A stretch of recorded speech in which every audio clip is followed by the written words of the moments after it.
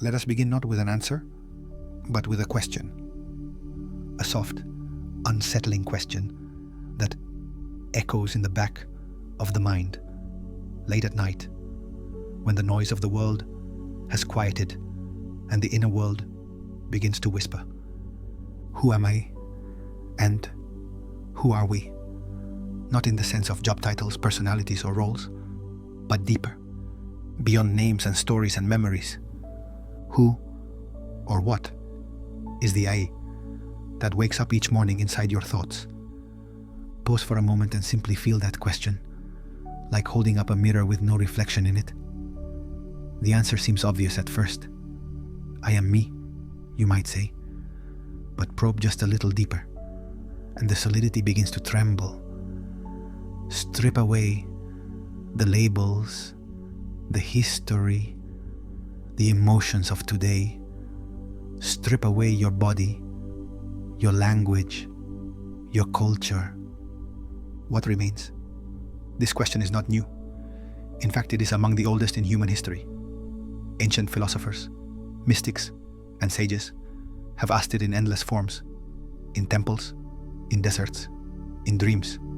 But today, we ask it here, in the quiet space between thought and understanding. Because to explore emotional chemistry, soul ties, and the collective mystery of human longing, we must first understand the one who feels all of that. And that means looking inward, looking into the mirror within. But what do we see? Let's start with what science tells us. Neuroscience has revealed that there is no central self in the brain, no single command center labeled I. Instead, the brain is a vast and intricate network, billions of neurons firing, reacting, adapting. Memory, perception, identity, they all emerge from these electrical storms like weather patterns in the mind. The self, from a neurological perspective, is not a fixed thing.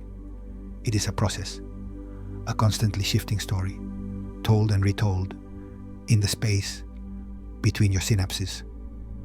This is unsettling because it means the I we feel so strongly may be more of an illusion than we thought.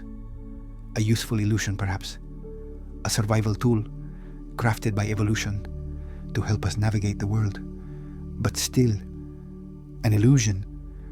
And if the self is a story, then who is telling it? Is it you, or is it something older? Your upbringing, your emotional imprints, your ancestral echoes? Take a breath, feel the weight of that, and now ask, if I am not one thing, then what am I? Some thinkers have suggested that the self is more like a mirror than a solid object. It reflects what is around it, your environment, your relationships, your biology, your language. All of these reflect into the mirror, and you mistake the reflection for the thing itself. But mirrors do not create, they only respond, which means we may not be who we think we are. We may be who we've learned to become, moment by moment. A mirror within, shaped by everything it reflects. Now imagine that mirror facing another mirror. Two selves staring into each other, reflecting endlessly. That is relationship. That is the beginning of the we. And suddenly, we are no longer just asking, who am I? We are asking, who are we when we're together? Because something strange happens when we bond. Our brains begin to synchronize. Our nervous systems start to mirror each other. Our thoughts, even our heartbeats, subtly align. Love, friendship, connection, they all change the shape of the self. You've felt this before. Think of someone you've known deeply. Over time, you pick up their language, their gestures, their worldview, their pain. You carry them within you, and they carry you. This is not metaphor. It is biology. Our brains are wired for connection. Our very sense of self is shaped by others. And that brings us to a deeper question. If the self is so malleable, how can we ever be certain of who we truly are? How much of what you feel is you? And how much is a reflection of someone else? Maybe there is no true self in the way we imagined. Maybe we are not solid beings, but fluid ones, like rivers, like weather, like mirrors in motion. And yet, this is not a reason to despair. In fact, it may be the key to understanding everything else. Because once we see the self as fluid, we can begin to explore how emotional chemistry shapes it, how soul ties alter it, how the presence or absence of another person can change your internal landscape so completely that you wonder where you went. Who are we in connection? Who are we in loss? Who are we in longing? Pause here. Breathe as you reflect on this idea. Feel the spaciousness of not knowing. This is where real discovery begins. Because when we look in the mirror and see that we are not fixed, not defined, not finished, we become free. Free to ask not just who am I, but who am I becoming? And who are we becoming together? This idea is especially important as we move deeper into emotional bonding, because every bond we form changes us. It rewrites our neural pathways. It imprints memories into our cells. It shifts our sense of self in ways that are sometimes too subtle to name. But they are there, in the way we react, in the way we love, in the way we remember someone long after they've gone. And that brings us to something even deeper. The soul. What is the soul, if not the part of us that cannot be reduced to biology or history? Some traditions say it is eternal. Others say it is emergent. Some say it is the witness behind the mind. And still others say the soul is not a thing at all, but a relationship, a field of connection between selves. What if the soul is simply the part of us that remembers? Remembers what we once were, remembers what we long to become, remembers each other. Because isn't that what love often feels like? Like remembering someone you've never met, like coming home to a place you've never been, like being seen by someone who reflects something back to you that you didn't know you carried. That is the mirror. That is the we. And maybe the most important question is not, who am I? But what do I reflect in others? What do I become when I am seen, when I am felt, when I am loved? These are not abstract questions. They are the beginning of every emotional bond, every soul tie, every heartbreak, every transformation. So now, let us breathe again. Let us sit with this truth. We are not fixed. We are not separate. We are mirrors. We are rivers. We are fields of awareness, shaped by what we touch. And every time we connect, we change. This is not weakness. It is sacred. It is what makes us human. Because no one is born alone. No one becomes themselves in isolation. We are stitched together by memory, sensation, hormone, breath, and every thread is made of someone else. You are a collage of every gaze that saw you clearly, every voice that softened your fear, every silence that made you question your worth.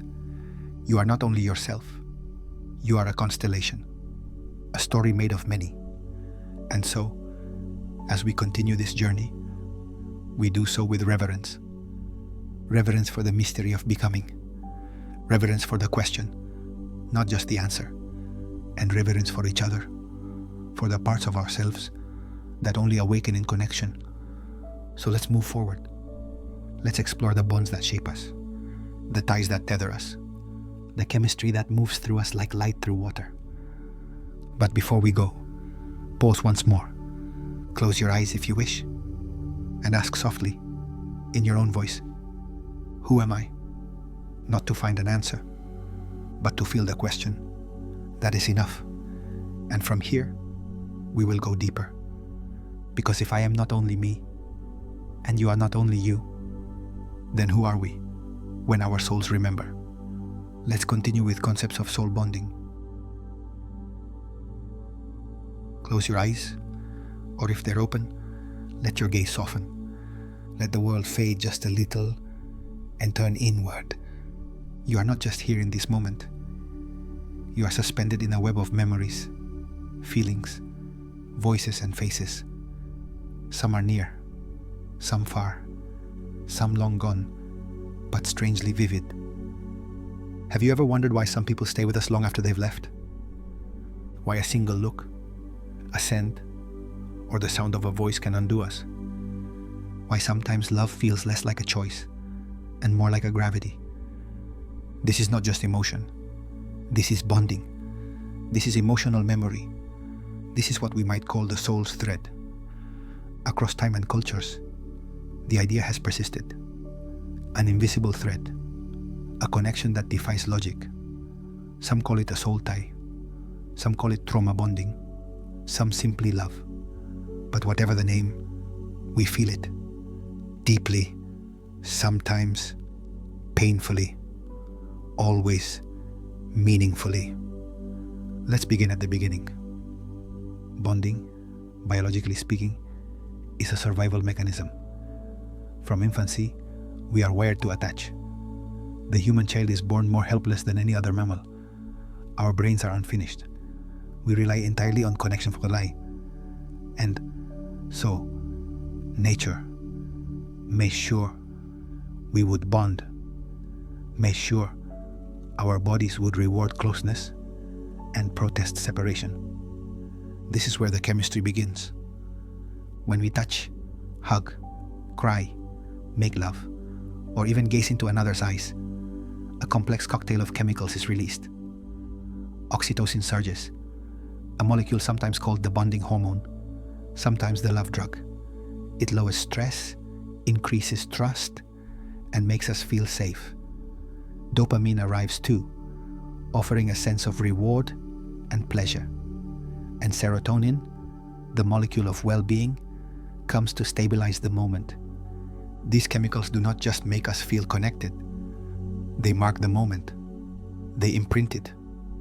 This is why the most emotionally intense experiences in your life are also the most memorable.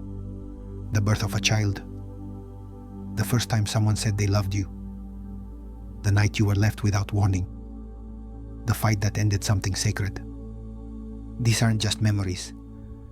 They are emotional imprints, fused into the architecture of the brain, and they do not fade easily.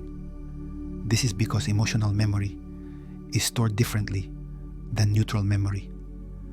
When the amygdala, the brain's emotion center, tags a moment as significant, especially if it is tied to survival, pleasure, or loss, it sends a signal to the hippocampus.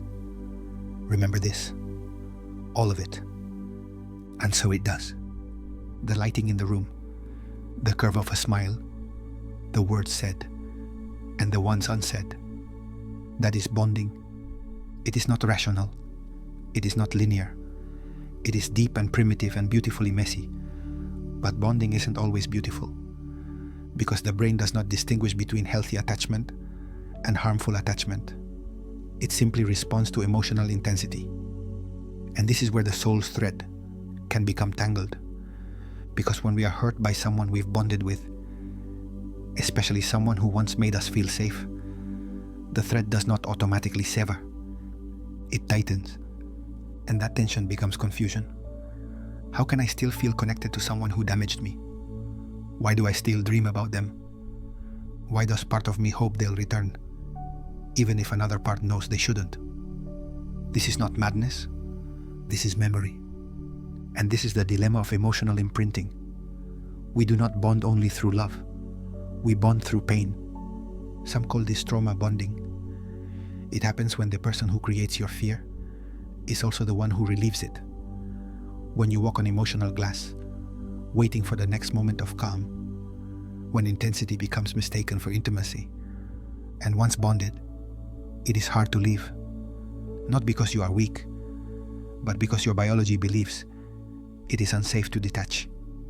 The soul's thread does not ask for logic. It asks for presence. And when presence is unpredictable, the thread pulls even harder. You felt it. The ache that returns in quiet moments. The sudden sadness that has no clear source. The way someone can live inside you like a ghost, even years later. So what do we do with this? How do we untangle the soul's thread? First, by naming it. Naming that bonds can be both sacred and suffocating. Naming that love can leave fingerprints that linger, even when the hand is gone. Naming that emotional memory is not something we erase. It is something we integrate. Because when we resist the memory, it grows louder. But when we turn toward it, slowly, gently, it begins to soften. And we begin to see something extraordinary. That every bond, even the painful ones, shaped us. They taught us what to fear, what to crave, what to avoid, what to believe we deserve. And sometimes those teachings were wrong. Sometimes they wrote scripts in our nervous system that we still follow, unaware. We choose people who feel familiar, not necessarily safe, but familiar. We mistake longing for love. We run from stillness because we were conditioned for chaos. This is not your fault, but it is your story. And the moment you begin to see the thread, you begin to untie it. This is where the soul begins to remember itself, not through forgetting, but through awareness. Awareness that the bond was real, but it doesn't have to define you. Awareness that you can feel the memory and still move forward. Awareness that letting go is not rejection. It is recognition. Recognition that what served you once may now be holding you back. Breathe here. Let that truth settle. You are allowed to remember without reliving. You are allowed to feel the thread and still loosen it. And you are allowed to form new bonds. Bonds rooted not in pain, but in presence, in safety, in truth. Because the soul's thread is not just about the past. It is about the future. Every connection you form from this moment forward carries the potential to repattern your memory, to teach your nervous system a new language, to rewrite the story that was etched too early or too harshly. But first, we must become aware of who we bonded with and why. Was it love or was it survival? Was it mutual or was it compensation? Did they see you or did you disappear inside them? These are not easy questions, but they are necessary, because every time we ask them, the thread loosens. Not because we are cutting ourselves off, but because we are finding our way back to center. Back to a place within us that can hold memory without drowning in it. Back to the part of the soul that remembers its own light, even when others tried to dim it, even when the thread became a knot. And here is something quiet and true. You can love someone deeply and still release them. You can honor what was and still choose what is. You can carry the imprint without carrying the weight. The soul is tender, but it is also wise, and it knows when it is time to let go. It knows when a bond is asking to be transformed. So listen, not just with your mind, but with your body. Your body remembers the thread, the moments of tension, the moments of peace, the times you felt safe, the times you did not. This is your data. This is your truth. And you do not need anyone else to validate it. You feel what you feel. You remember what you remember. And now you choose what to do with that memory, not by force, but by presence, by slowly untangling the story and seeing yourself not as broken, but as bonded, and becoming ready to bond again. This is the soul's thread, delicate, sacred, real. So let us pause, just for a moment more. Breathe in and notice what you carry. Breathe out and notice what you're ready to release. There is no rush. The thread will loosen when it's time. And as it does, you will begin to feel something else rise beneath the memory. A deeper knowing, a quieter truth, a space opening inside you that says, I am still here. And now, we follow that space into the next chapter, where bonding becomes circuitry, where emotion becomes blueprint, where the self begins to form, not from the soul alone, but from the body's code. Let's continue with the circuit of emotional attachment. Breathe slowly. Feel your body settle. As you sit here, listening, you are surrounded by silence. But within you, a quiet symphony is always playing. This symphony doesn't use instruments. It uses biology. And right now, it's telling a story. A story about what and who you want. A story about what makes you feel safe and what makes you feel afraid. This story is not written in language. It is written in circuitry, in synapses, in patterns, in chemical signals. This is the story of attachment. And today, we enter that circuit, not as passive observers, but as travelers, seeking to understand how we became wired to want. You see, long before we could form a single word, long before we could ask for love with our voices, our bodies were already asking, crying, reaching, waiting, searching. From our earliest moments, we were reading the world, specifically the faces and presence of those we depended on to survive. And our brains were taking notes, quietly, rapidly, repeatedly. Those notes would become maps. They would become the unconscious blueprints of how we love, how we fear, and how we connect with others. They would become attachment patterns. Let's begin at the beginning. When a child is born, their nervous system is unfinished.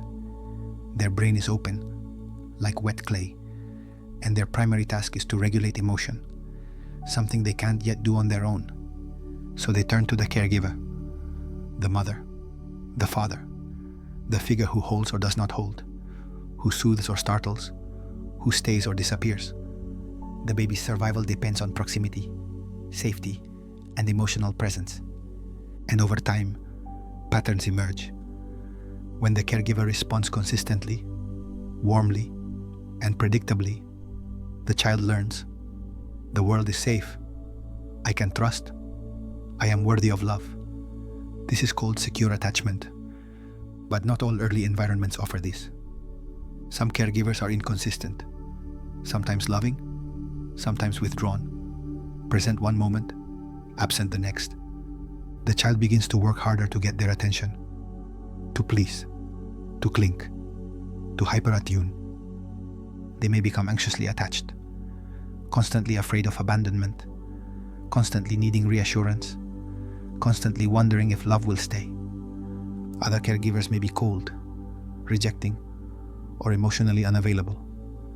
And the child, sensing the futility of seeking comfort, turns inward. They learn to self-soothe, to detach, to dismiss emotion.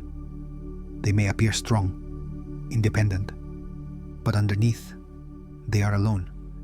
This becomes avoidant attachment. And in environments where the caregiver is a source of both comfort and fear, where safety and danger arrive in the same voice, in the same hands, the child's system fragments. They do not know whether to approach or flee. Their nervous system fires in both directions.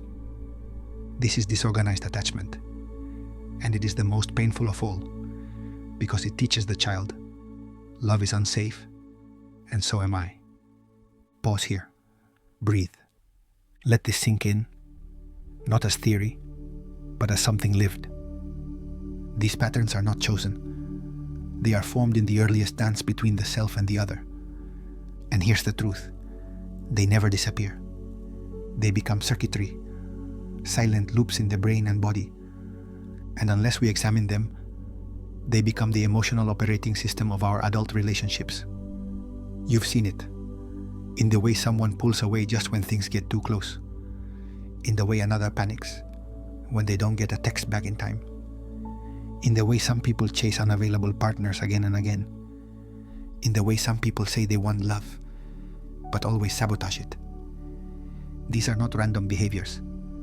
They are electrical patterns, triggers, alarms, comfort zones, all encoded in the wiring of attachment. It's not that we want the wrong people.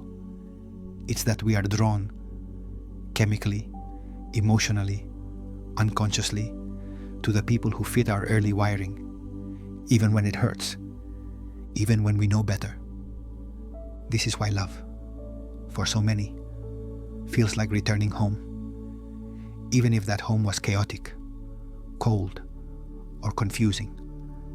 Because the nervous system craves familiarity more than happiness. It seeks what it knows. And unless what it knows is safety, love will often feel like danger in disguise.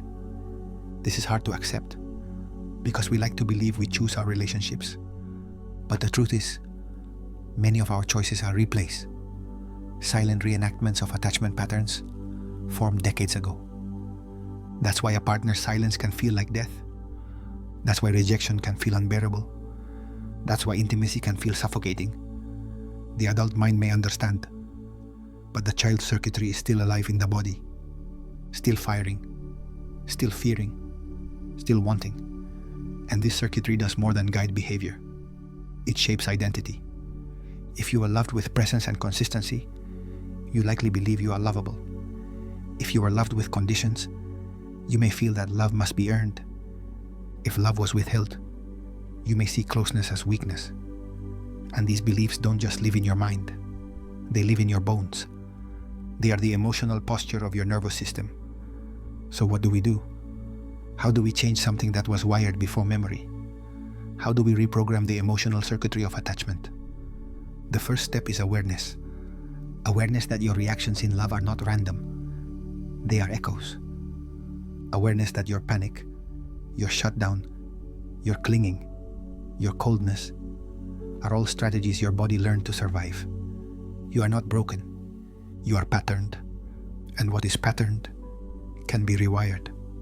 Not overnight, not by logic alone, but slowly, through presence, through safe connection, through relationships that teach your nervous system something new, through noticing your triggers and staying with them gently, through becoming the caregiver your younger self never had. This is the process of earned secure attachment, and it is the foundation of emotional healing. Because when your circuitry changes, so does your capacity to love and be loved. So does your sense of self. So does your entire map of the world. But this process is not just internal. It happens in connection, because no one rewires alone. We heal in relationship, the same way we were hurt. Not just romantic relationships, friendships, mentors, therapy, safe spaces. Every moment of real presence, every time someone stays when you expect them to leave, every time someone meets you with calm instead of chaos, your circuitry is listening, it's learning, it's rewriting. And over time, the old map fades, the old cravings lose power, the old fears grow quiet, and you begin to feel something unfamiliar and beautiful. You begin to feel safe, not just with others, but with yourself. This is emotional freedom, not the absence of feeling, but the ability to feel without being overwhelmed, to love without losing yourself, to need without shame, to leave without fear, to stay without panic. This is what we are wired for, and this is what we can return to. So now, pause, breathe. Ask yourself, what is your attachment style? How does it show up in your life, in your body, in your story? And more importantly, what would change if you believed you could rewire it? Because you can. The brain is not static. The nervous system is not doomed. You are not trapped by your patterns. You are not only who you became, you are who you are becoming. And becoming is the most sacred work of all. You are rewiring, moment by moment, every time you choose presence over panic, every time you breathe through a trigger instead of reacting, every time you allow yourself to be seen, even when it scares you. This is the circuit of emotional attachment. It is not fate, it is a path, and you are already on it. So let us continue. Let us follow the wire further, because now that we've explored the map, we must examine what powers it. The chemicals, the desire, the biology of longing. Let's step into the next chapter. Chemical longing, hormones, desire, and the biology of need. We're just getting started. Take a breath. Let it be slow, quiet, unhurried. Let your body settle into a soft awareness of now. As you breathe, consider this. Every thought you have ever had about love, connection, desire, even loneliness, has been accompanied by a chemical, a molecule, a signal, invisible to the eye, but powerful enough to shape your sense of reality. Love is not just poetic. Longing is not just emotional. Desire is not just psychological. They are all biological events. They are electric. They are chemical. And in this chapter, we step into that truth, not to de-romanticize love, but to deepen our awe for how the body carries it, remembers it, and responds to it. You are right now a living laboratory of emotion.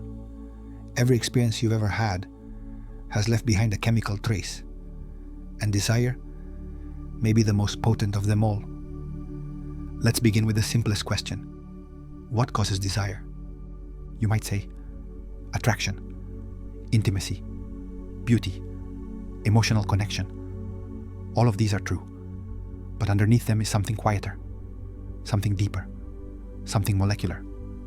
The longing you feel for touch, for closeness, for a voice at night is powered by hormones. And these hormones are ancient. They are primal.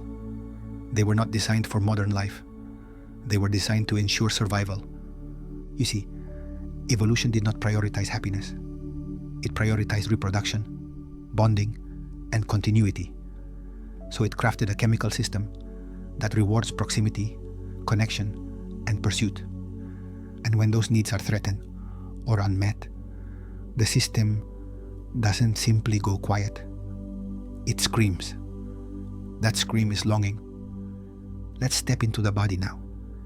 When you begin to feel desire, emotional, physical, or both, your brain releases dopamine. This is the molecule of wanting. It surges not when you receive a reward, but when you anticipate one. Dopamine keeps you reaching, dreaming, checking your phone, rehearsing a message, reliving a moment. It keeps you tethered to the possibility of closeness. And when the closeness arrives, when someone hugs you, listens to you, holds you, or touches you, oxytocin is released. Oxytocin is often called the bonding hormone. It makes you feel safe, seen, held. It floods during intimacy, during eye contact, during deep conversation. It is the reason a simple touch can make you weep. Then there is serotonin. It brings calm, stability, a feeling that everything is okay, that you are grounded, that the chaos inside can settle. And endorphins, the body's natural painkillers, which surge during laughter, sex, or even emotional catharsis. And finally, cortisol, the stress hormone, which rises in the absence of connection, in conflict, in uncertainty, in silence. This then is the chemical reality of connection. It is not static. It is not neutral. It is a dance, one that plays inside your bloodstream every time you reach for someone, every time you feel their absence. This is why love feels like a high. And this is why heartbreak feels like withdrawal. Because in a sense, it is. Studies have shown that the same regions of the brain activated by drug addiction are activated during early stage romantic love. And again, during emotional loss. You crave the person the way an addict craves a fix. You relive moments. You imagine their return. Your dopamine system fires on the fantasy of reconnection. Your oxytocin system mourns its starvation. and your body doesn't know the difference between emotional and physical pain. Heartache is real, it is chemical, and it hurts because it is designed to. Longing is the body's way of saying, something once felt safe, and now it is gone. But here is where the story becomes more layered, because not all longing is for something good. Sometimes we crave what hurt us. Sometimes we chase someone who never made us feel whole. Sometimes we become addicted not to the person, but to the chemical storm they create. This is the biology of toxic desire. Imagine a relationship that cycles between closeness and chaos, between passion and distance. Every time they withdraw, your cortisol spikes. You panic, you try to fix, you rehearse conversations, and then they return. A message, a touch, a smile, and your dopamine explodes, your oxytocin flows, your nervous system crashes into relief, and your brain, your brilliant, loyal brain, associates that relief with the person who caused the panic. This creates a feedback loop, one that rewards inconsistency, one that strengthens the bond every time it breaks and reforms, and suddenly you are hooked, not on love, not even on the person, but on the chemistry of intermittent reinforcement. Your body becomes wired for the spike. You stop asking, do I feel safe with them? And instead ask, when will they come back? This is not weakness, it is wiring, and unless we bring awareness to it, it becomes our template. We seek partners who create chemical chaos. We call it passion. We mistake it for soul connection. We fear stillness, peace, and stability. Not because they are wrong, but because they are unfamiliar. And here's the most astonishing part. Our very sense of identity can become entangled in this loop.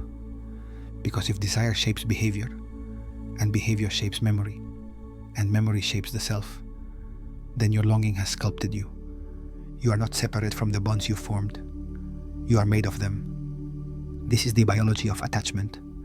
The soul meeting the body. Emotion translated through molecule. Identity shaped by chemistry. And yet, it is not fate. Because chemistry is not destiny. Desire is not always truth. You can crave something that wounds you.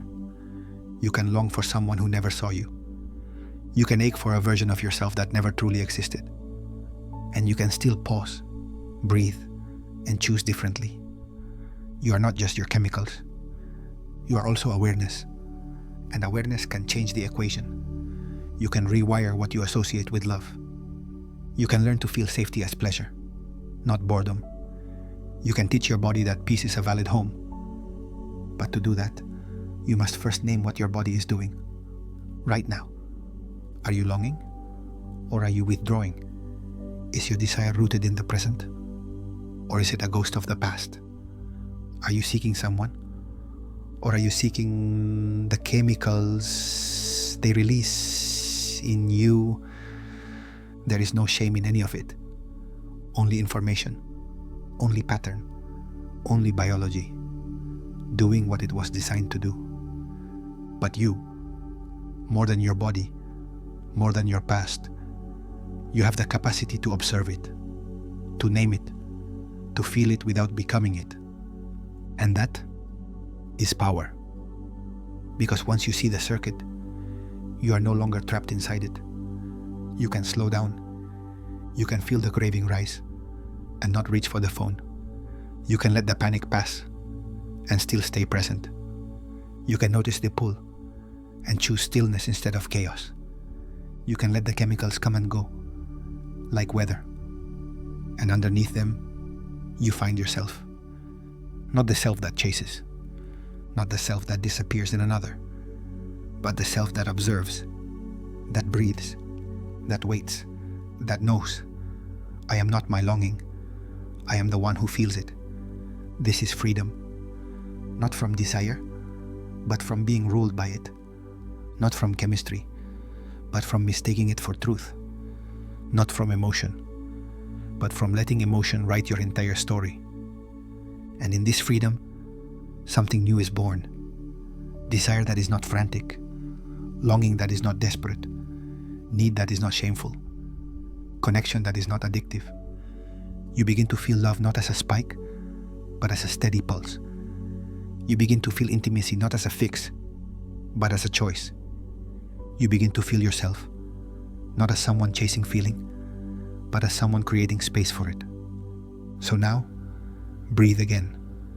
Let this moment be simple. Let your body settle. Let your awareness soften around the edges of your craving. You are alive. You are feeling. You are wired to want. But you are also learning to want wisely. And that wisdom will carry you through the rise and fall of desire, through the thrill and ache of attachment, through the storms of emotion and the stillness beyond them.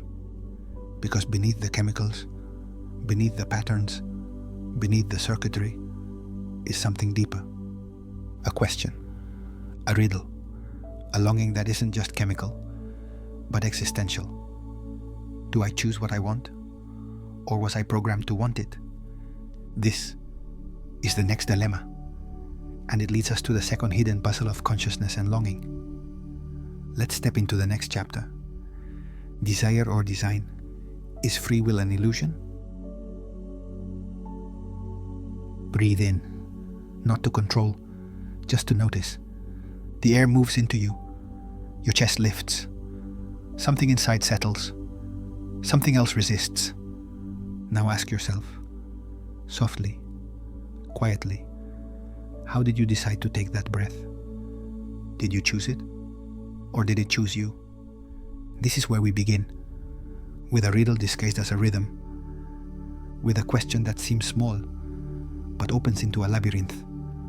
Do we truly choose our desires, our attachments, our actions? Or are we simply responding, reacting, repeating, convinced we are steering a ship that has no wheel?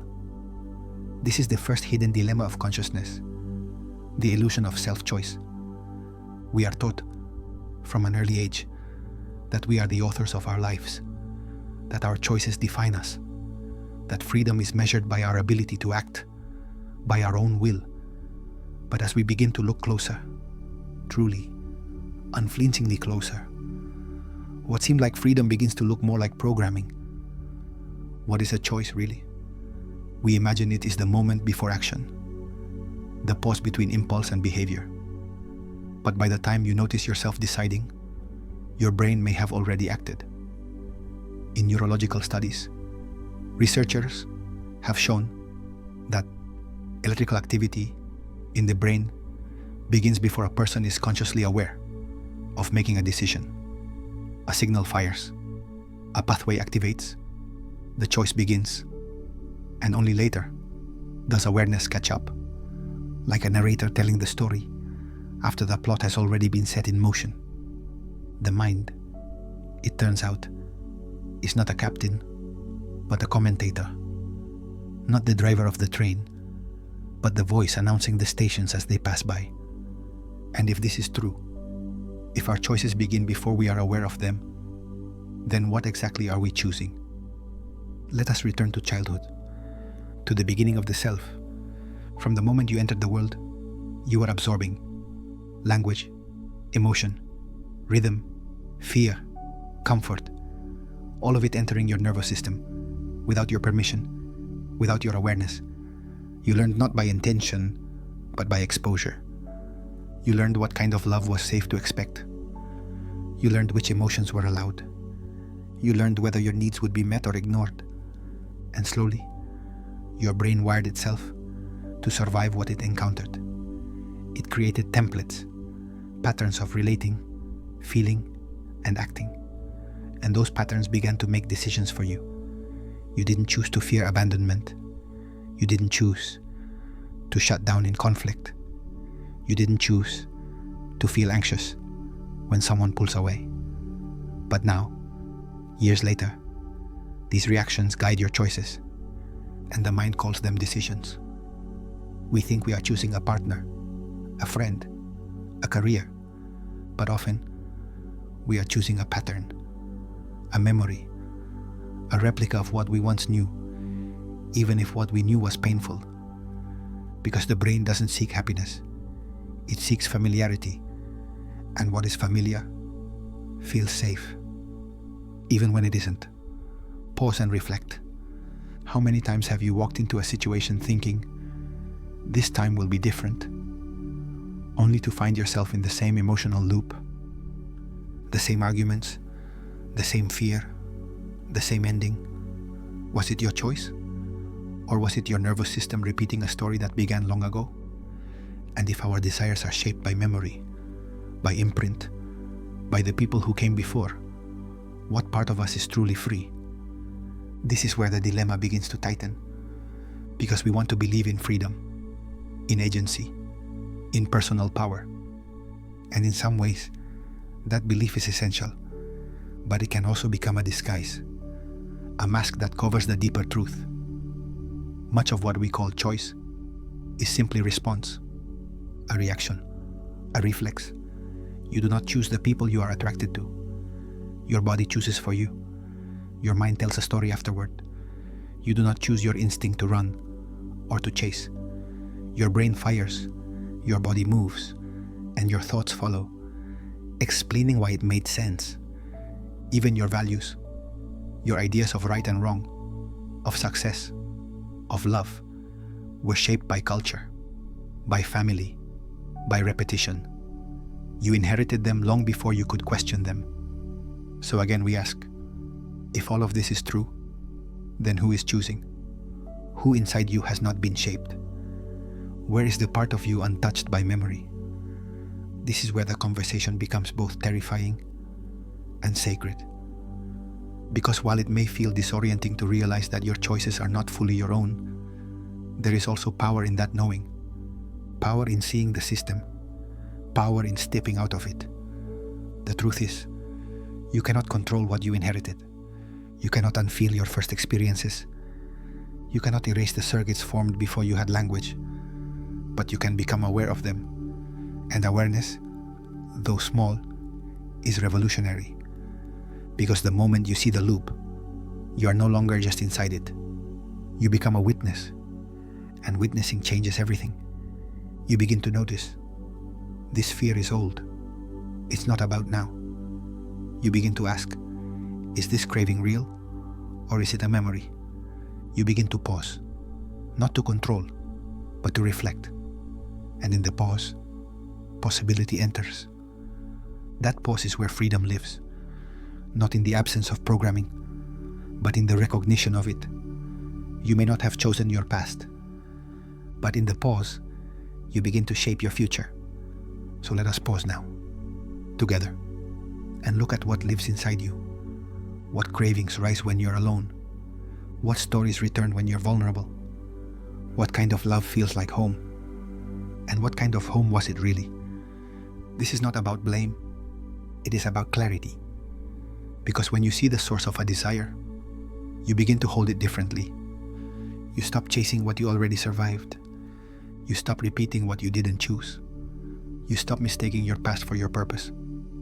And here, something new begins to open. The self that sees. The self that pauses. The self that can choose. Not from impulse, not from fear, but from presence. And this self is not free in the traditional sense. It is not untouched by history, but it is awake within it. It is not free from pattern, but it is free to respond differently. And that difference, small at first, is everything. It is the seed of transformation. It is where old cycles break, where new futures grow. So let us not define freedom as the absence of conditioning. Let us define it as the ability to meet conditioning with awareness. To choose, not from illusion, but from reflection. To respond, not from programming, but from presence. This is not easy work. It is slow. It is subtle. It often feels like nothing is changing. But beneath the surface, something is. The circuits begin to soften. The cravings lose their grip. The panic fades faster. And in its place, space, stillness, choice, not as control, but as clarity. And this, perhaps, is the true self. Not the one that never doubted, not the one that was never wounded, but the one that observes, the one that remembers its own name beneath the noise, the one that speaks softly and waits to be heard, the one that does not need to chase or explain, because it knows, I am not my programming, I am not my panic, I am not even my pain, I am the one who is watching. So breathe again, not because it's a choice, but because it's a truth. You are here, you are aware, and you are enough. Now, let us return to the dilemma. What if we cannot truly choose what we want? What if desire is not freedom, but reflex? And if that is true, then what happens when we begin to want something new? Is that change ours? Or is that too part of the design? Let us explore this next. In the next chapter, we look at the second dilemma, desire or design. Is free will an illusion? And in that space, we ask, are we longing for love? Or simply playing out a pattern wired into our blood? Let's go deeper. You're ready. Settle in. Let your shoulders soften. Let your jaw unclench. Allow your breath to become a little slower, as if your body knows we're about to ask something delicate. Something that might not have an answer, but still deserves to be asked. The first dilemma was this: do we really choose anything at all? The second is even stranger, more disorienting. If we don't choose our desires, were they ever ours to begin with? We tend to treat desire as sacred, as a compass, pointing to something true and personal, something that comes from deep within us. But what if it doesn't? What if desire is not truth, but design? Let's sit with that for a moment. Not to reject it, not to accept it, just to feel the weight of it. Because if desire is designed, engineered by biology, culture, or trauma, then our longings are not sovereign. They are inherited, instructed, installed. Let's begin with biology. You were born into a body with chemistry older than language. Your desires, what you hunger for, crave, are drawn to, began as biological imperatives. The desire for food, warmth, touch. These are not chosen. They arrive already burning. You don't decide to need connection any more than you decide to need oxygen. It's written into you. And then, that body was placed in an environment, an emotional landscape, caregivers who responded or didn't, voices that soothed or startled, arms that held or withheld. And in response to that landscape, your nervous system began building a map of what it means to be loved, a map of what kind of closeness is safe, a map of what kind of pain is normal, a map of what desire feels like. And then, over time, you mistook the map for a compass. The thing you thought you were reaching for, security, love, freedom, might have been chosen for you. Not consciously, but chemically, psychologically, culturally, spiritually, designed by moments you didn't create, but that now live in you like instinct. Pause here. Take a breath. Let the thought stretch across your inner sky like a slow-moving cloud. What if the kind of people you're drawn to were selected by your nervous system before you ever met them? What if the thrill of desire is not about connection, but about the hope of healing a wound? What if the ache you feel for someone isn't love, but the recognition of a pattern? Not because it's good, but because it's familiar.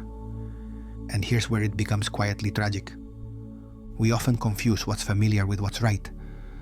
We want to believe that what we desire is good for us, that it holds meaning, that it brings us closer to something real. But often, our bodies are chasing ghosts, trying to rewrite history, trying to turn absence into presence, trying to get a different ending from the same kind of beginning. This is not weakness, It's design. It's how you were wired to survive. But survival is not the same as freedom. And survival is not the same as truth. And that brings us to the deeper layer of this dilemma. If our biology designed desire, if our upbringing shaped its flavor, if our wounds sharpened its edge, then how do we know if what we want is actually what we need? How do we tell the difference between true desire, the kind that comes from wholeness, and conditioned desire, the kind that rises from lack? This is not a question that can be answered in words, but it can be felt. So let's feel it. When you think of what you long for, someone, something, a feeling, ask yourself, does this desire expand me or contract me? Does it make me softer or more frantic? Does it come from peace or panic? The body knows. The body always knows. Desire that arises from design will often feel like urgency, like grasping, like hunger mixed with fear. It says, I need this or I will collapse. It says, if I get this, I'll finally be okay. But desire that comes from the soul feels different. It's quieter, slower, more curious than desperate. It doesn't clench. It opens. It doesn't say, you complete me. It says, you meet me. It doesn't consume. It reflects. But here's the challenge. Both kinds of desire feel real. Both light up the brain. Both flood the body with chemistry. Both pull at your heart. Because design is not obvious. It hides in your preferences, your fantasies, your taste in music, your attraction to certain emotional textures, melancholy, mystery, danger, chaos. Design is not some robotic code. It's a shapeshifter. It learns to mimic authenticity. So how do we begin to separate the threads? How do we unravel the design without rejecting desire altogether? We begin slowly by witnessing. We don't rush to reject what we want. We watch it. We ask it questions. We sit with it like a flame and observe how it moves. We ask, who taught me to want this? We ask, when did I first feel this feeling? We ask, what would happen if I didn't get this? What would that mean about me? And in that space, sacred, honest, uncomfortable, we begin to hear something beneath the design. We begin to hear the desire behind the desire, the longing beneath the longing. Because most of the time, what we truly want is not the person, the title, the outcome. What we truly want is a feeling, a felt sense of being known, of being chosen, of being safe. But the path we take to get there, that's often the design. And if that path is paved with self-abandonment, repetition and pain, then it may be time to question the architecture. This is not about moral judgment. It's about emotional precision. Because your soul doesn't want chaos. It wants clarity. Your nervous system doesn't want trauma loops. It wants relief. Your body doesn't want obsession. It wants resonance. But design doesn't always care. Design is old, and it often confuses intensity with intimacy, urgency with importance, longing with love. So we must relearn. We must gently untangle. We must sit in the silence of not chasing, of not reacting, of not following the script we inherited. And in that silence, something will rise. A different kind of desire. One that isn't about fixing a hole. One that isn't about proving your worth. One that isn't about recreating a feeling you once mistook for love. This desire is subtle, but it is sacred, because it is yours, not designed by fear, not programmed by history, not installed by accident. It is born from presence, and it will not scream. It will whisper. It will not chase. It will draw you. It will not promise salvation. It will invite communion, and when you follow it, you will not lose yourself. You will meet yourself. You will become more you, not less. That's how you'll know it's real. Not because it hurts, not because it haunts, but because it harmonizes. So breathe. Let your chest rise. Let your heart soften. You were designed, yes. You were wired, yes. But you are also awake.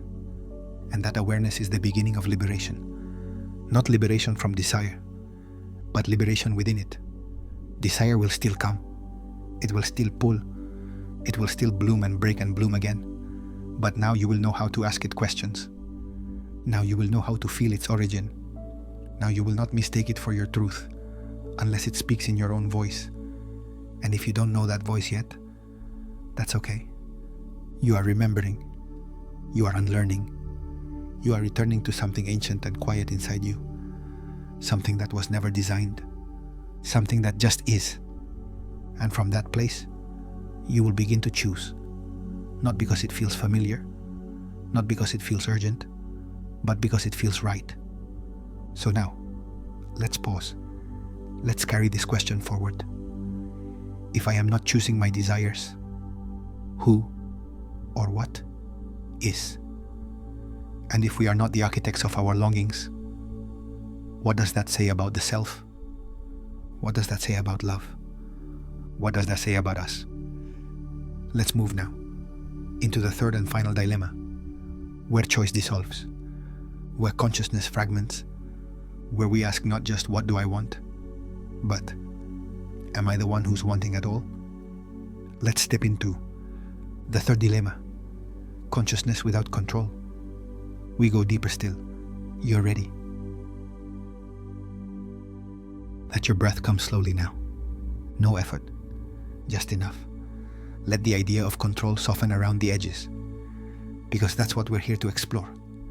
Not in fear, but in truth. Not to answer, but to feel. What if you are conscious, but not in control?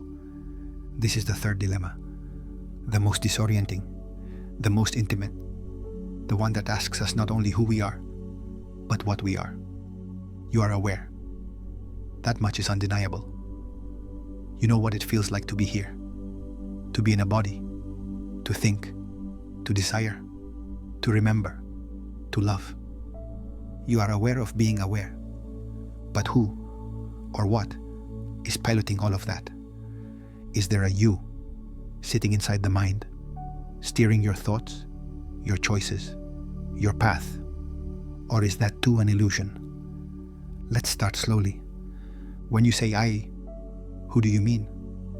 Is it your body, your name, your emotions, your memories? If you were to lose your memories, would you still be you?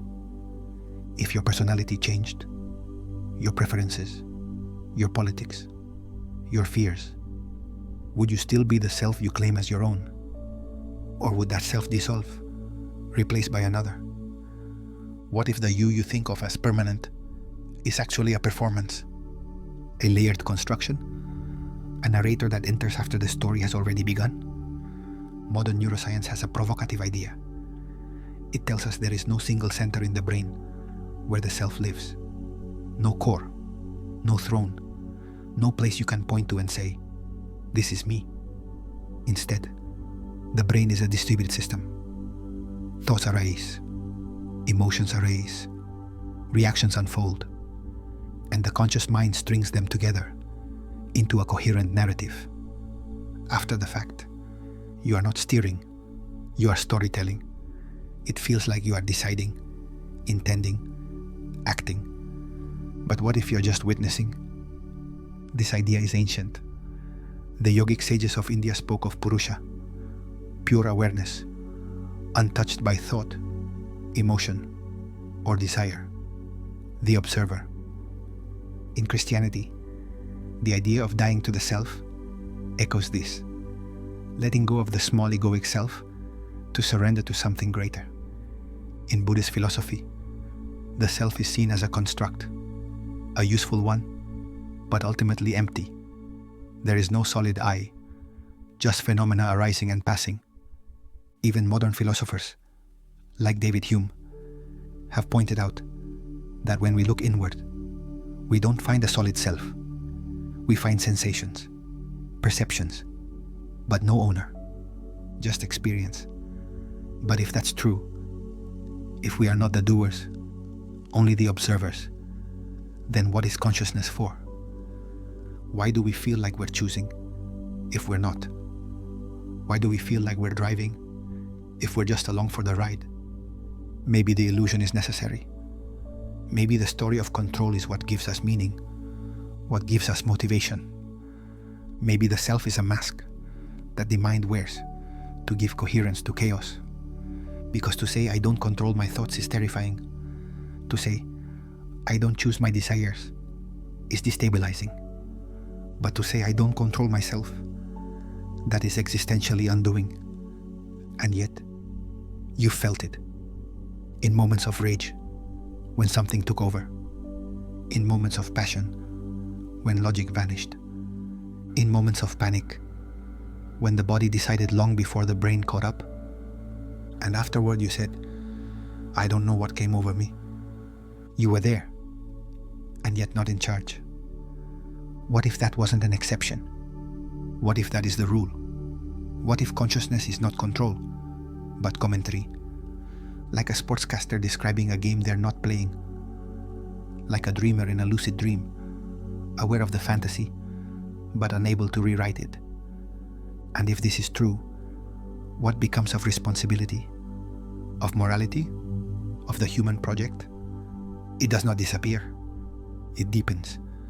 Because if we are not in full control, then compassion becomes essential. Compassion for others. Compassion for ourselves. Because we are not our choices. We are the conditions from which those choices emerged. We are not our reactions. We are the nervous systems shaped by what we've endured. We are not our thoughts. We are the sky in which those thoughts arise. And yet, paradoxically, in surrendering the illusion of control, we gain a kind of freedom. Not the freedom to choose every thought, but the freedom to choose how we meet the thoughts that arise. Not the freedom to control desire, but the freedom to see it clearly without drowning in it.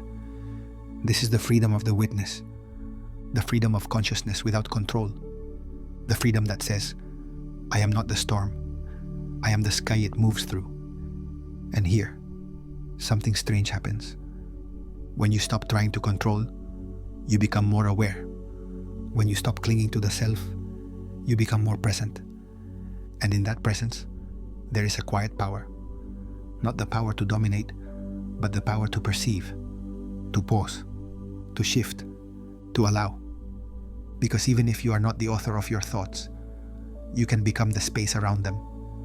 Even if you cannot stop the wave, you can learn to ride it. Even if you cannot silence the voice, you can stop believing everything it says. This is the evolution of consciousness. Not toward more control, but toward more capacity, more space, more seeing, more stillness. And from that stillness, something extraordinary can emerge. Not a fixed self, but a fluid one. Not a rigid identity, but an open awareness. And maybe that's the point. Maybe the purpose of consciousness is not to control, but to witness, to feel, to experience the full spectrum of being human, without collapsing into any one part. So let's sit here, in the center of the dilemma. Let's look at the paradox and breathe with it. You are conscious, you are aware, you are alive, and yet, you are not in charge the way you thought. But maybe that's okay. Maybe that's grace. Because if you are not in full control, then neither is anyone else. And that means we can meet each other with more softness. We can forgive more quickly. We can hold more gently. Because the person in front of you is not just a self. They are a field of causes and conditions, reacting and responding, just like you. And what they do is not always who they are. What you feel is not always who you are. And who you are is not a thing at all. You are not a noun. You are a verb, a process, a flow, a river of experience with consciousness as its witness. And once you see this, you begin to relax. You begin to allow. You begin to trust, not in control, but in awareness. Because awareness doesn't need to dominate. It only needs to stay. And staying is everything. staying with the moment, staying with the discomfort, staying with the breath. This is the work. This is the freedom. So let's breathe again. Not to master it, just to feel it. You are not in control of the breath, but you are here for it. And that is enough. So now, as we close this chapter, let's hold this final question in the stillness. If consciousness exists without control, then maybe control was never the point. Maybe presence was. Maybe awareness is not power over, but power with, power within. And from that awareness, we begin to see something more. Not just the self, but the we, the shared field, the collective pulse. Because if I am not a fixed self, and you are not a fixed self, then who are we? Together. That is where we go next. From the personal to the shared. From the I to the us. From the solitary witness to the collective soul. Let's continue into emotional connectedness in a disconnected world, and let the question carry us. What if we are not many, but one, split across time, learning how to return to each other? We're almost there. Breathe. Let's go. Close your eyes for a moment, or if they're already closed, let them remain that way. Feel the subtle tension in your chest, the way your body holds itself in space, the gentle hum of something, perhaps restlessness, perhaps silence, beneath your skin. This is you, but it's also more than you.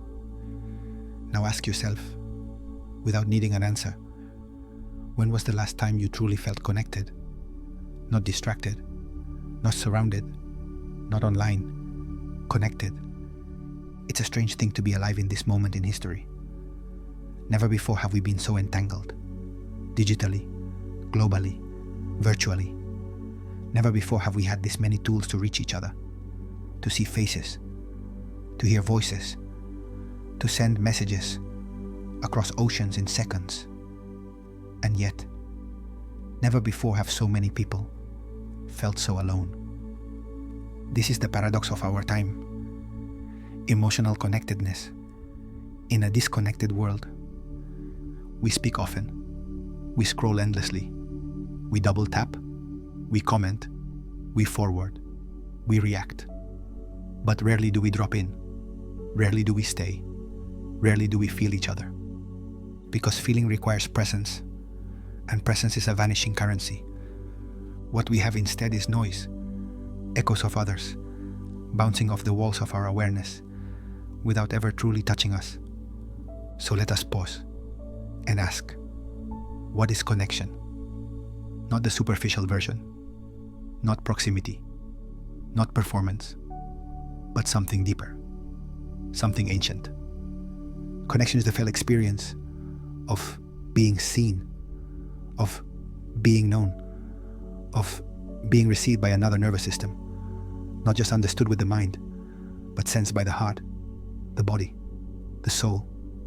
It's the feeling of someone truly with you, not trying to fix, not trying to advise, but simply staying. It's the moment when silence doesn't feel empty, but alive. It's the unspoken knowing. You are not alone. This kind of connection is not built through speed. It's built through slowness. It's not built through quantity. It's built through quality. And yet, our culture rewards the opposite. It rewards performance over presence, productivity over vulnerability, reaction over reflection. We are trained to be efficient, but not emotionally fluent, to communicate, but not to connect, to appear together, but feel apart. And the cost of this is subtle, but immense, because the body knows, the nervous system knows. We are wired, not just biologically, but emotionally and spiritually, to co-regulate, to share emotional space, to attune, to synchronize. We are meant to feel with and through each other. We are meant to belong. When we are infants, our sense of self emerges only in relationship. We don't know we exist until someone mirrors us back. The caregiver's eyes, the tone of voice, the touch, the consistency. These shape the infant's sense of being. Connection is not optional. It's survival. And even as adults, this doesn't change. When we feel emotionally connected, the body relaxes. Heart rate slows. Cortisol decreases. Oxytocin increases. We feel safer, softer, more grounded. But when connection is missing, or when it's fake, inconsistent, or threatened, the opposite occurs. The body tightens, the mind spirals, the nervous system begins to brace. Disconnection becomes not just emotional pain, it becomes biological dysregulation. And here's the part we rarely talk about. Most people are walking around dysregulated, not because they're broken, but because they are lonely. Not lonely in the traditional sense, but emotionally unfelt. They may be surrounded by people. They may be in relationships. They may be smiling in photos. But underneath the surface, they are starving for resonance, starving to be met, not just superficially, but spiritually. Because we do not need more followers. We need witnesses. We do not need more data. We need mirroring. We do not need more conversations. We need co-presence. But how do we find this? In a world that doesn't pause. How do we feel each other when everything moves so fast? We begin by slowing down. Not forever. Just enough. Just long enough to feel what's been buried under busyness. Just long enough to notice the ache beneath the distraction. Because connection doesn't begin with others. It begins here, with the courage to feel yourself, to name your own unmet needs, to admit, I want to be held, I want to be heard, I want to be seen, not just in my light, but in my shadows. And when you begin to feel yourself fully, something shifts. You become safer to be with. You become more open, more attuned, more present. And from that presence, you begin to offer something different to others. Not validation, not performance, but space, curiosity, warmth. And people feel it. They may not name it, but they feel it. Because we know, instinctively, when someone is truly with us. And we remember that feeling because it is rare and sacred. This is the medicine we are all craving. Not more opinions, more embodiment, not more attention, more attunement, not more information, more intimacy. And intimacy doesn't require romance. It requires reverence. It requires a willingness to be soft where others are sharp, still where others are busy, present where others are distracted. But this is not easy, because to be truly present means to feel, and feeling is vulnerable, and most of us are tired of being vulnerable in a world that isn't listening. So we numb, we distract, we protect ourselves by staying above the depth. And that's okay, it's understandable. But the price is disconnection, not just from others, but from ourselves. Because the more we avoid emotional presence, the more fragmented we become. And the more fragmented we are, the harder it becomes to connect. It's a feedback loop. And to break it, we must begin gently, with small moments of returning. Returning to the body, to the breath, to the ache we usually ignore, to the longing that never left, to the hope that maybe, somewhere, someone is willing to stay, to witness, to feel.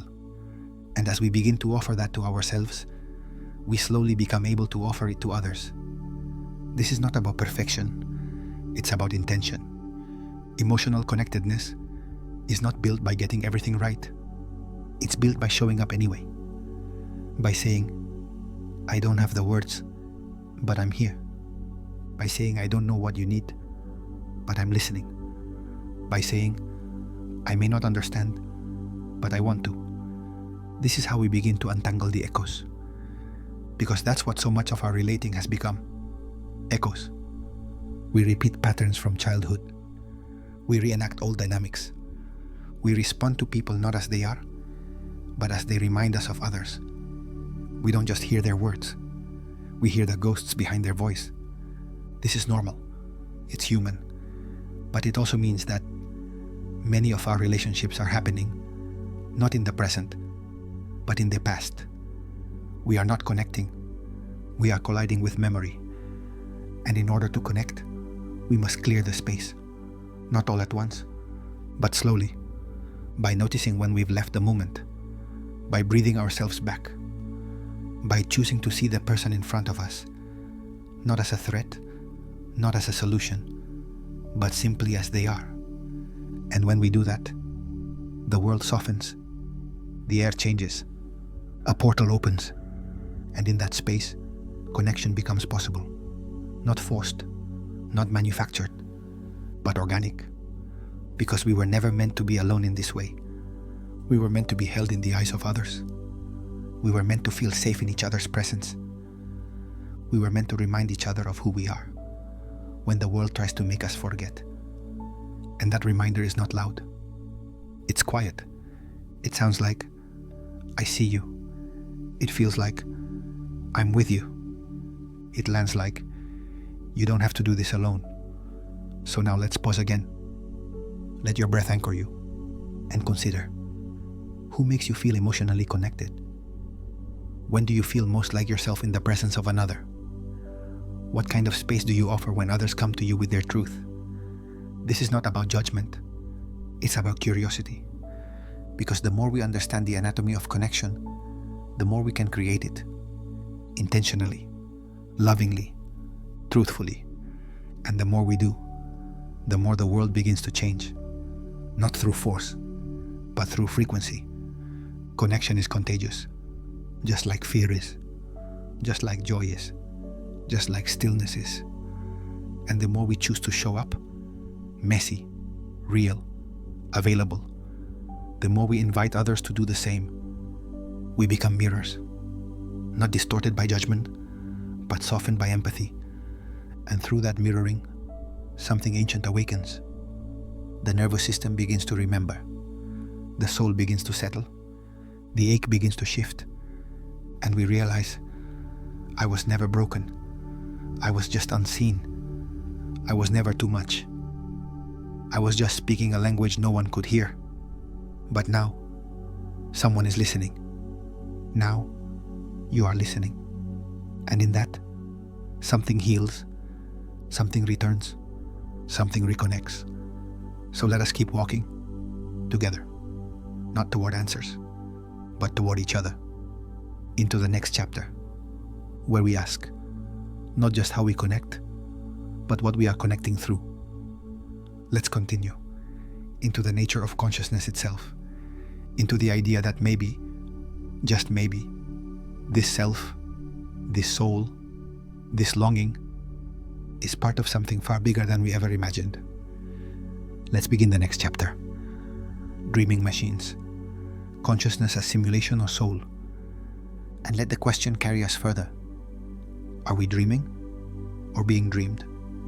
You're doing beautifully. Let's keep going. Let yourself breathe without guidance now. No instructions, no rhythm to follow. Just feel the breath as it is, unmanaged, natural, like a wind moving through an open room. There is a strange stillness that lives at the edge of awareness. Not sleep, not wakefulness, something in between. A twilight zone of thought, where what we believe and what we question start to blur. That is where we're going now. We've explored desire. We've walked through the circuitry of longing.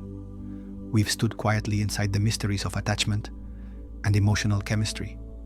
And now we ask the oldest, strangest question of all. What is consciousness? And is it real? Or is it just the illusion of being real? This question isn't new. It's just wearing new clothes. Ancient philosophers, mystics, and prophets have asked it beneath stars and behind closed eyes. And now we ask it inside server rooms and AI labs, inside simulations brain scans, and code. But the question is the same. Are we awake or are we dreaming? And more than that, is there anyone dreaming us? We live in a time where the idea of reality is being pulled apart, like threads from a tapestry. Quantum mechanics tells us that particles exist in probability until observed, that nothing is quite solid, that reality responds to a tension. Some physicists and thinkers now argue that the universe itself may be a kind of simulation, not a metaphor, but a literal code-based structure running on rules, probabilities, and feedback loops. If that's true, then what are we? Programs? Characters? Consciousness inside a machine? It sounds like science fiction, until it doesn't. Because even without computer metaphors, this feeling of unreality is not new. In mystical traditions, it's been called Maya, the illusion, the dream of separateness, the great forgetting. In Plato's cave, we saw shadows and called them truth. In the Bible, we see through a glass darkly. In Eastern philosophy, the world is the veil, and the soul is what's behind it. So maybe what we're waking up to now is not new at all. Maybe we're just remembering that this world, beautiful, cruel, immersive, may be only one layer of something deeper. And consciousness, that strange flickering flame inside us, it might not come from the body, it might pass through it. Because here's what no one can fully explain. Where does consciousness come from? You are made of atoms. Those atoms make molecules. Molecules make cells. Cells make tissues. Tissues make organs. But at no point does a self emerge. At least not in the parts. There is no single neuron that holds a memory. No brain cell that contains you. And yet, you are here. Aware. Feeling. Observing. Asking. So what if consciousness is not produced by the brain, but received by it? Like a radio does not invent music, but picks up frequencies. Like a computer does not create the internet, but accesses it. What if your brain is a tuner, and consciousness is a broadcast? And if that's true, then who or what is broadcasting? The soul? God? The collective field? Another layer of reality entirely? We don't know. Not in a way we can measure, but the implications are dizzying, because it would mean that what we call me is not an isolated unit, but a node in a vast network, a point of access, a doorway, and that what we think of as individual thought may be a shared current, a stream of awareness moving through different bodies, different names, different stories, but all drawn from the same source. This is where science and spirituality start to shake hands, not in certainty, but in humility, because the more we learn, the more we realize how little we understand. What is a thought? What is a dream? What is a memory? What is it that watches them all unfold? This watcher, this silent presence inside you, what is it made of? It doesn't age. It doesn't have a shape. It has no location. But it's always there, even when everything else falls away. Even when your story changes. Even when your beliefs collapse. There is still this awareness. And the more you rest in it, the more strange and spacious the world becomes. Because the dream begins to fade. Not the dream of sleep, but the dream of separation. The dream that you are a skin-bound being moving through time. The dream that you are your thoughts, your emotions, your pain, your triumphs. When the dream fades, the world doesn't disappear. It just softens. It becomes more translucent, more luminous, less rigid. And in that softening, something ancient stirs. The soul, not as a doctrine, not as a dogma, but as an experience, a direct knowing, the feeling that you are not in the universe, you are of it, that you are not a character in a simulation, but a spark of whatever is dreaming the simulation into being. And maybe this is what mystics have always tried to say, that we are not human beings trying to become spiritual. We are spiritual beings, momentarily wearing human form. But then comes the question, if all of this is a dream, why does it hurt so much? Why do we feel so lost, so desperate, so wounded? Why do we cling to each other? Why do we cry out for love? Because even in dreams, we feel real pain. Even in simulations, we grieve. Even if this is all illusion, it matters. The suffering matters. The connection matters. Because experience is the currency of consciousness. And in that currency, we trade something sacred. We shape the soul, not by escaping the world, but by feeling it, by showing up, by loving, by losing, by remembering. Maybe we are here, not to prove we are real, but to become more awake inside the dream, to become lucid, to realize mid-story that we are more than the plot, more than the character, more than the script. We are the light in which the story appears. And in that light, something shifts. Fear loosens its grip. Grief softens its sting. Desire becomes quieter, deeper, more holy. And love? Love becomes less about need and more about recognition. The recognition that the same awareness looking through your eyes is looking through mine. That we are not separate points, but faces of the same vast field. That we are in truth not alone, because we were never alone. So breathe. Let that settle. Let it vibrate through your chest like a quiet drumbeat. You are not a mistake. You are not a glitch in the program. You are the moment the dream began to remember itself. You are the veil lifting, the spark flickering, the signal breaking through the static. And even if this is all a simulation, even if none of it is as solid as it seems, even if our stories are written in code, or karma, or coincidence, still there is love. Still there is presence. Still there is the simple truth of this moment, of this breath, of this aliveness. And that is enough. Not because it answers everything, but because it brings you back to the center, to the stillness, to the part of you that has never changed. So let us not seek to escape the dream. Let us seek to become aware within it, to feel it more fully, to meet each other more gently, to question more freely, to love more bravely. Because whether this is a machine or a miracle, a simulation or a soul journey, the ache to feel, to know, to belong, is real. And it points to something vast, something unspeakable, something sacred. So let's walk forward now, not with answers, but with reverence. Because there is one final question to explore, one final unfolding, one last return. Let us move into the final chapter, where we ask not just who am I, but who are we? Not just what is real, but what is shared. Let us step into Chapter 10. Who are we? A collective identity. And maybe, just maybe, we will find that we've been parts of the same awareness all along. Not dreaming alone, but dreaming together. Ready? Let's wake up, gently, together. Let your body rest. Not just your muscles, but your attention. Let your thoughts lose their sharp edges.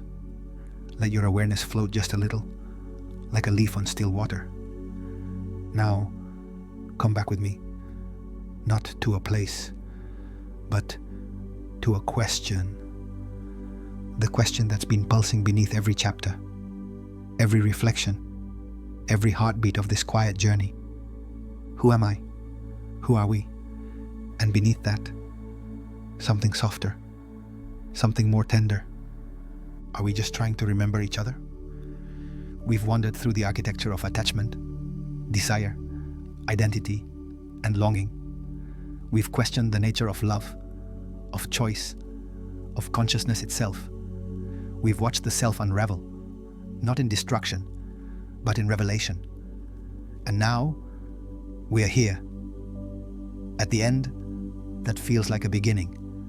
At the place where the question returns, not for an answer, but for companionship. So let's sit with it, this question, as if it were an old friend. Let's hold it close. Let's listen to the echo it leaves behind. Are we just trying to remember each other?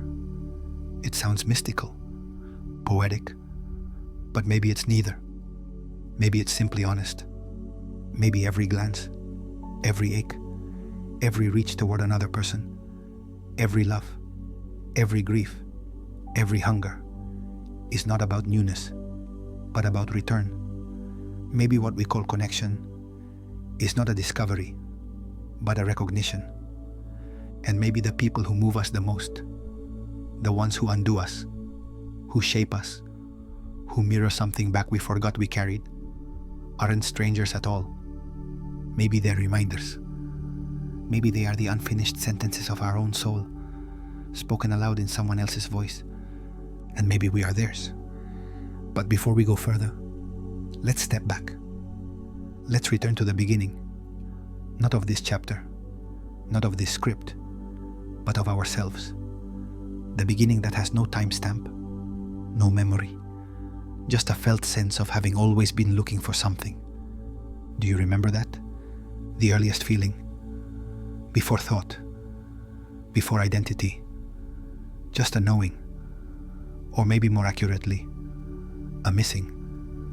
We come into the world as open systems, empty containers, reaching, searching, needing, and from our first breath, we are trying to connect with touch, with voice, with presence.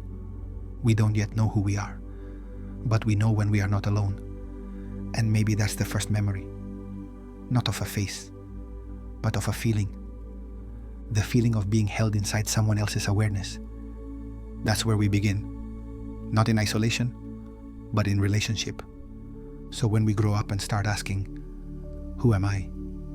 Maybe we're really asking, where did that feeling go?